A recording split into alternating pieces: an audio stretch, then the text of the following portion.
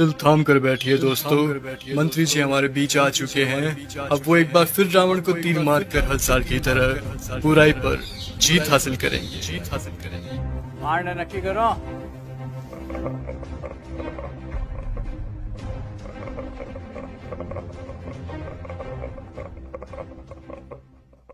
तू मारेगा मुझे?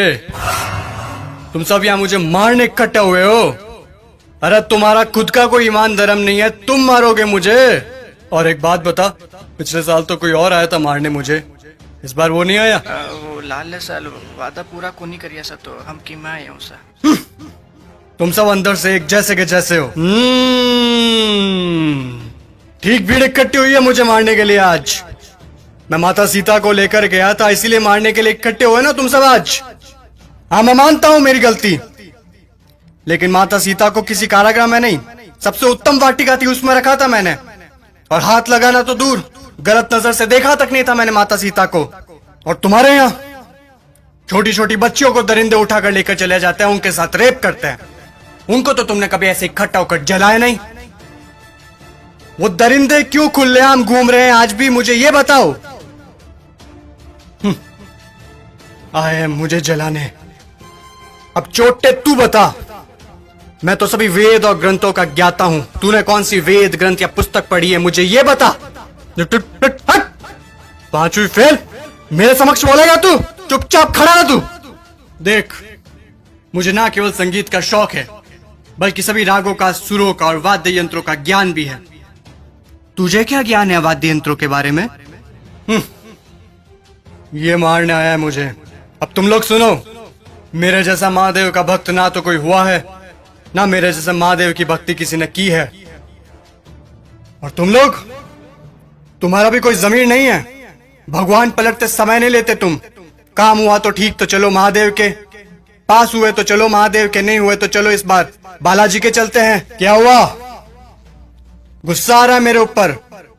तुम लोग मेरे बारे में क्या सोचते हो मुझे कुछ फर्क नहीं पड़ता, लेकिन एक बात कान खोल के सुन लो, मैं चाहे कैसा भी हूं, लेकिन तुम्हारी इस मंत्री जैसा कदापि नहीं हूं मैं। मेरे राजपाट में जनता प्रसन्न रहती थी, खुश रखता था मैं उन्हें। इसकी तरह पटाखों की चोरी कभी नहीं की मैंने।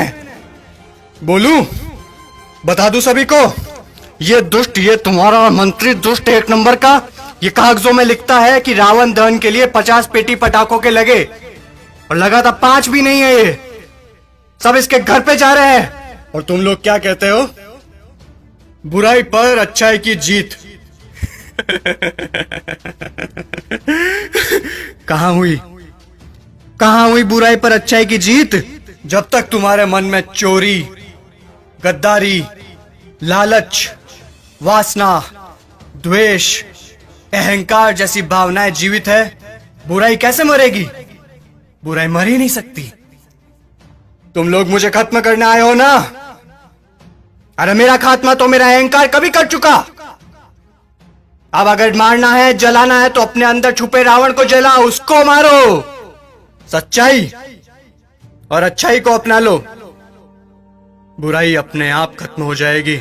और अगर तुम मुझे जलाने के उद्देश्य से ही आए हो, तो मैं तुम्हें बता दूं कि सिर्फ छोटे बच्चे ही आज की तारीख में मुझे जला सकते हैं, क्योंकि उनके अंदर चोरी, गद्दारी, लालच, घृणा, वासना, द्वेष, अहंकार जैसी भावनाएं नहीं है। असल में वही हैं ईश्वर का स्वरूप। ए लड़के, लगा दे आग फिर से, जला दे। अगले साल फिर आऊंगा मैं जलने के लिए, लेकिन अगले साल मैं देखूंगा कि आप लोगों ने अपने अंदर के रावण जलाए या नहीं। खुश हैं अभी आप सब? एक बार फिर से आपका रावण जल रहा है।